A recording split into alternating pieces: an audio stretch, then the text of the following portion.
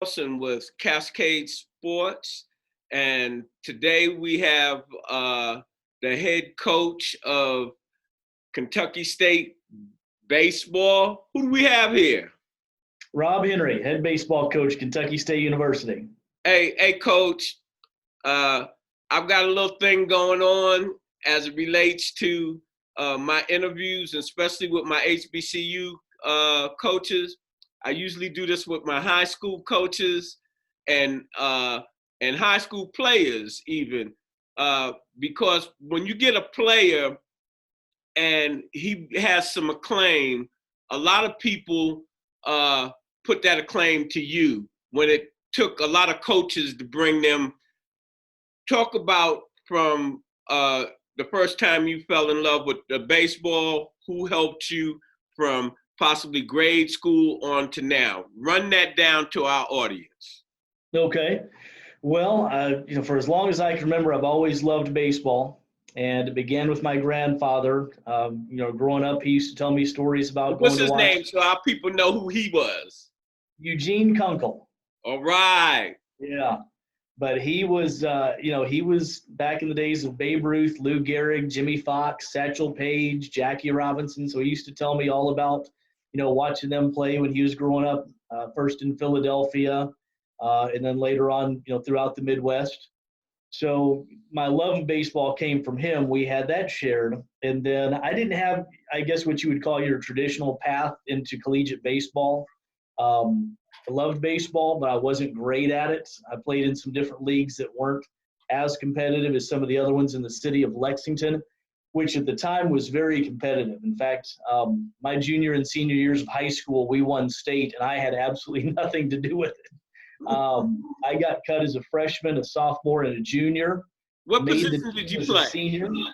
At the time in high school, I was playing third base, and we had a really good third baseman. I mean, shoot, we had good players all over the field, but I made it as a senior, got all of 8 at bats with 1 hit my total high school career. So I was not your traditional, big time high school player or anything. I always happened to be on a really good team. But Steve Chandler was my head coach. Now, Steve played at Vanderbilt way back in the 70s and was a great coach and really taught me a lot about how to deal with personalities, because we had a lot of really talented players, guys who went Division I, a guy got drafted, just really solid program all around. And I learned from him a little bit about how to deal with some pretty strong personalities. So from there, I went to Kentucky Wesleyan College down in Owensboro, Division II program down there. Had an assistant coach there named Troy Pendley, who really helped nurture my love for the game during some pretty difficult times. I wasn't a great player when I came in, but I was a gym rat. I was always going to be on the field. I was always going to be in the weight room, working out, doing whatever I need to do to get better. So Coach Pendley really helped foster that for me.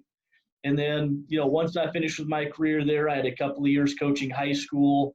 And then I guess the term in baseball is I became kind of a journeyman. I was all over the place a little bit. I worked at Kentucky Wesleyan for 5 years. Then I went to Spalding University in Louisville, which at the time was an NAI program. I worked for Kevin Cox. And Kevin had a powerhouse of a program. It actually just started in 2001. I joined in 2002, and he was a great coach, really intense, fiery, really real competitor.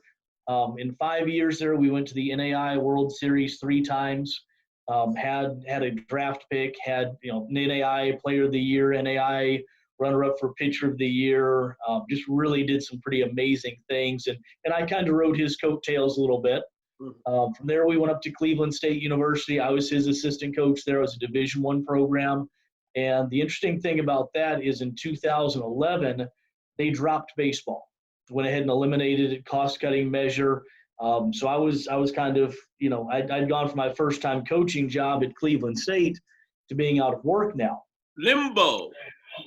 Yeah, absolutely. And I finished second in a lot of interviews, and I had a lot of opportunities that just didn't fall my way. But I ran across Bob Sylvanik.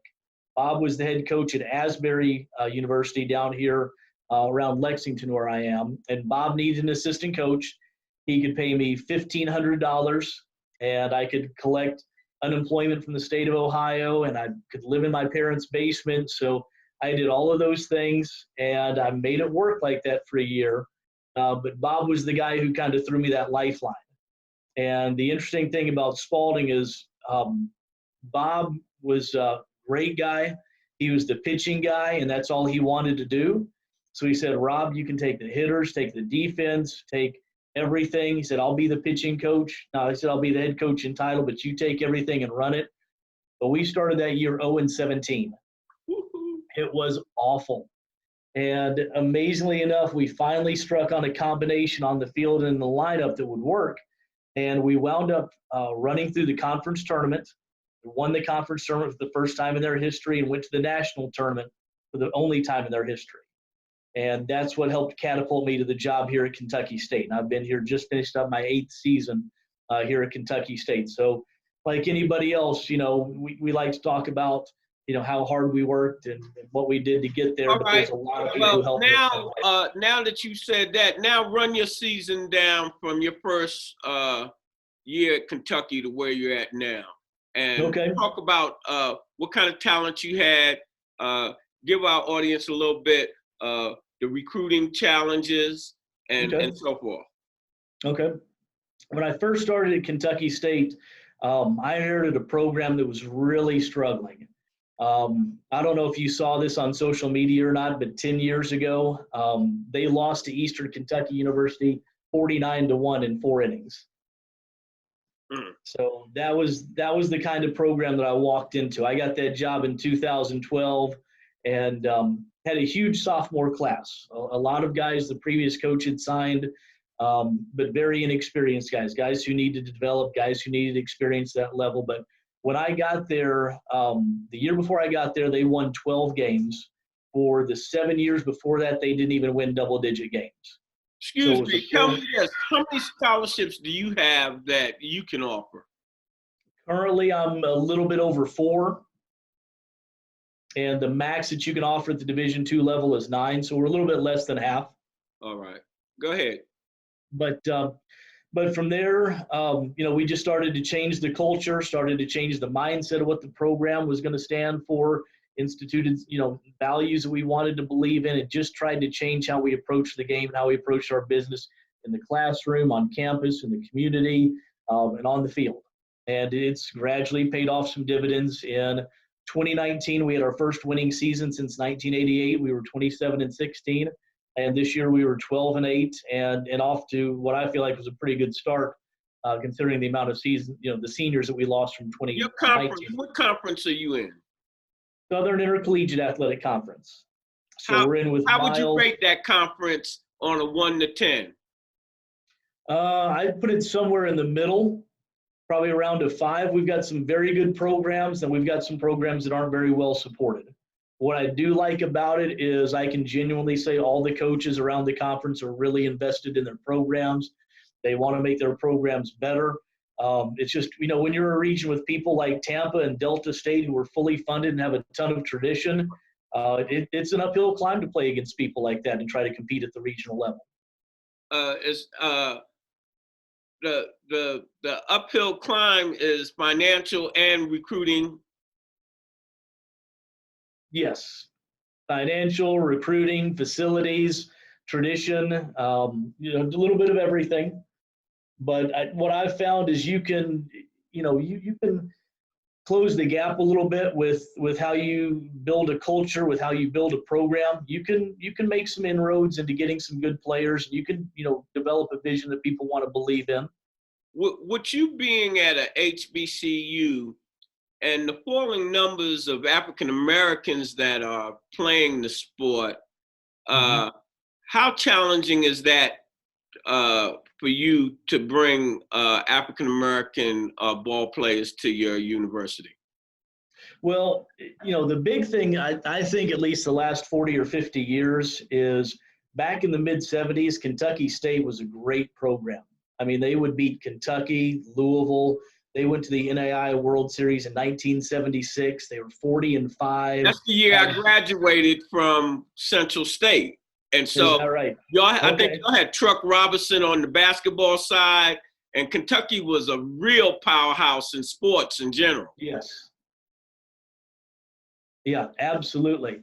So what's happened now is in the last 50 years is the schools that used to turn away from taking African American athletes are doing that. So you take probably the best pitcher in the country right now, who's Kumar Rocker at Vanderbilt.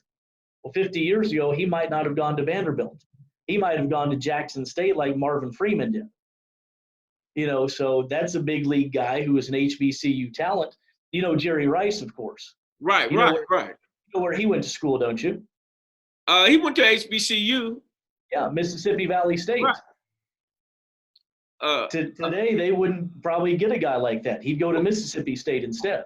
Well, you know what? See, that is my whole premise in now focusing on HBCUs. That we're primarily high school African American website. I don't know whether you got a chance to look at our website and look at interviews and what have you. Urban Core, because 99% of all communications is really owned by the majority community.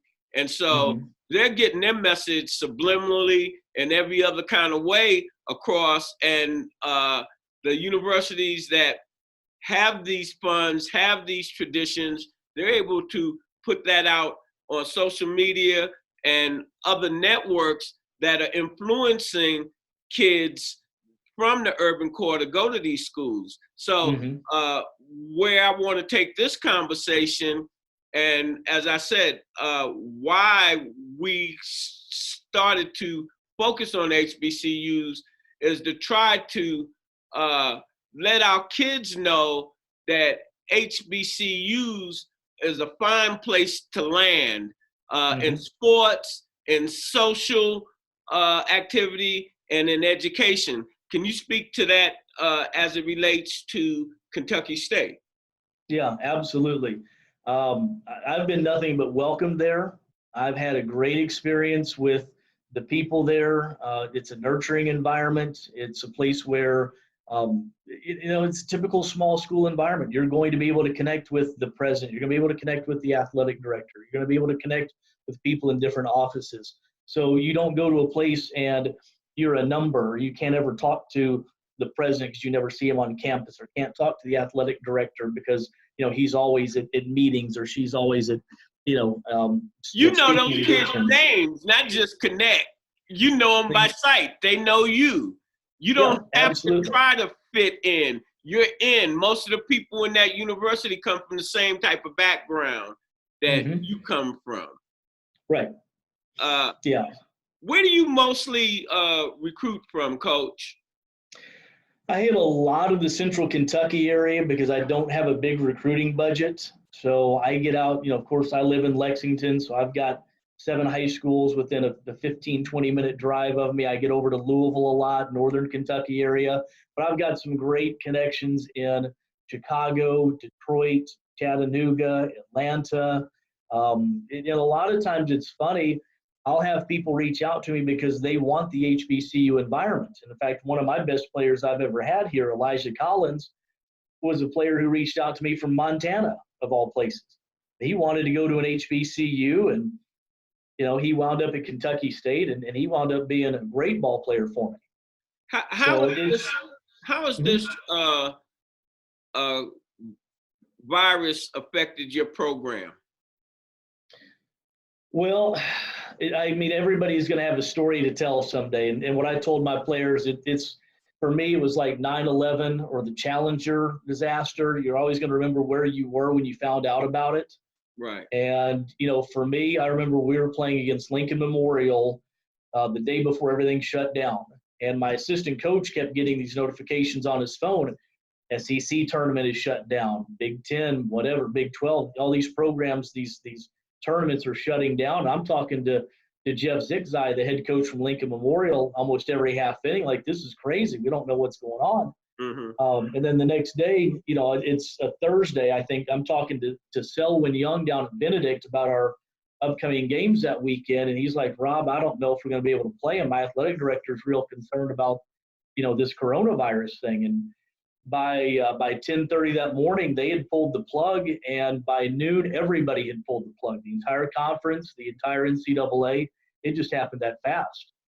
So for me, the big thing was if you look at the arc of our program, we were probably a year ahead of schedule with how we were playing this year. We were really young, only had 4 seniors in the program, and how it's affected me is I'm going to get 2 of those seniors back. So I'm only losing 2 players off of a team that was really good this year. Now, it's sad to lose the season that we were having. It's sad to see some of the performances that our guys – I mean, we were on pace to probably destroy this single season strikeout record. One of my pitchers was going to probably break that record himself. But what it's done is it's really almost eliminated an entire year of recruiting for me. I almost don't even have to recruit this year because all my freshmen last year are freshmen again this year. And what it's done big picture wise, it's really closed a lot of doors for a lot of young athletes who would be getting opportunities now who can't because our rosters are full, or a lot of us have rosters that are close to full. All right, this is what I would ask you, and this just came to my it should, as far as budget now, where you were going to be traveling and doing this and doing that, what happens to that money? Well, a lot of that will recycle back into other expenses that are needed to take care of. I'm hoping what it does, it helps boost our budget for next year because I don't have to buy all the baseballs I had to last year. I don't have to buy all the turfs that I had to, the travel expenses, things like that. But every school is going to be in a different situation. Some schools were already over budget. Some schools were in a great position as far as their budget goes. I know I talked to Coach Slater, our athletic director, today, and they're working on budgets as we speak. So we'll see. I mean, fingers crossed, hopefully something beneficial comes out in that respect. But we'll see. I don't know yet. Some people will come out real well, and then other people, because they're losing ad revenue or they're losing, TV revenue, things like that. Some of your bigger schools are losing out on some serious money. All right, next question. What have you advised your players to do to try to stay in shape? They just need to try to keep working out as best they can. Some of them will have to get creative because they don't have access to batting cages or facilities they can get into. One of the big things I talked to them about was get on social media. There's a lot of great information out there, ideas about training that they can do, or just things about, training as far as baseball goes, but also in the weight room, ideas about hitting mechanics, pitching, things, like that information that's out there they can tap into. They can kind of help accelerate their learning curve. Because one thing that's going to happen, they're missing 30 games worth of experience. That was another question. How do you feel that the athletes today, and in particular the athletes that you have students of the game? I know a lot of people complain about players not being as well taught as they were, back when you and I were playing, back in the 70s and earlier. But I think what happens today is the advent of social media and all the information out there has made them more students of the game.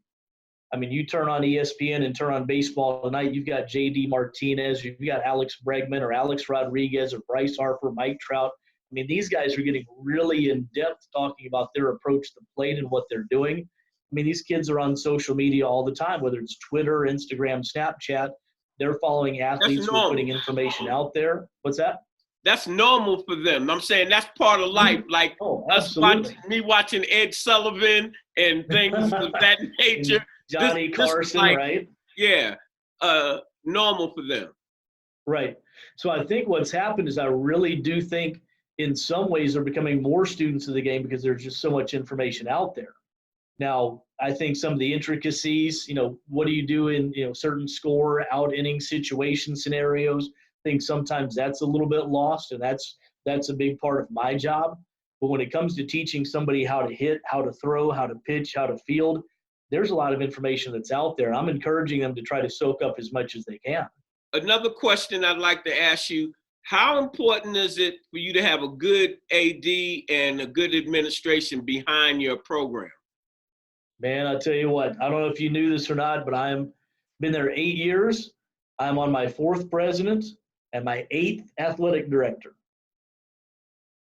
And I'm going to say this now, I don't want either of them to leave anytime soon. All Because right. they are both tremendously supportive of what we're doing. President Brown, he is off the charts, friendly, got a great head on his shoulders, really is supportive of our programs, really likes what we're doing, and really is a big supporter of all of our athletic programs. And Coach Slater was our women's basketball coach for 6 years, so he gets it. He understands what we're dealing with as coaches go. So, if I was to throw something out there, I hope that they both stay there for a while because we're working on a new field turf football field and other facility improvements. So I'm excited about where we are right now. So it's absolutely huge we have that support. Hey, Coach, and wrapping up, is there anything that you would like to tell our audience and our kids about Kentucky State, about your program, about HBCUs in general? Well, I think in general, all HBCUs have something unique to offer, have something different to offer, and it's a great experience. For me, growing up in Lexington, going to a private school at Kentucky Wesleyan, coaching at Asbury, small religious school, Kentucky State was a whole new environment for me, and I love it. It's a great place to be. But if you talk to Coach Hollins at Tuskegee, you talk to Coach Roberts at Miles, any of these other schools are going to tell you the same thing. It's a great atmosphere. It's a great environment.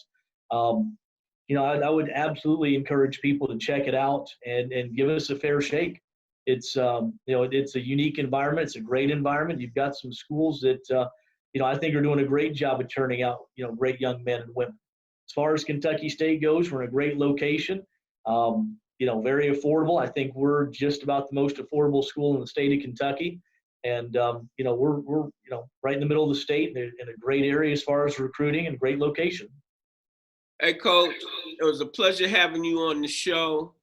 And we're going to get back with you because if this thing lasts for the next couple of months, possibly, we're going to see about how we can do an interview with you and a couple of your players that are wired into the network so that we can keep the interest going, and it's good for the morale in general. Absolutely. So as we always say in closing, when you invest in your community, you're really just investing in yourself. Good night.